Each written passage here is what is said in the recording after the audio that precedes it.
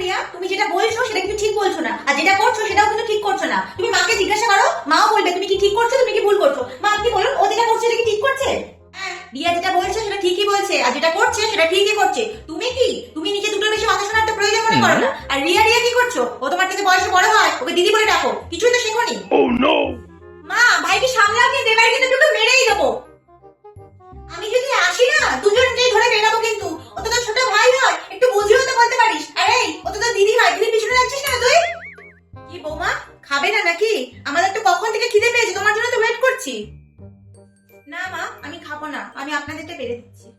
হ্যাঁ তাই বরং দাও, তুমি উপোস করে বলে তো আর আমরা উপোস করে থাকবো না। না মা, আমি খাবো না। বাকি সবাই দোষ করবে আর তুমি আর বাবা এসে আমাকে বকবে, তাই না?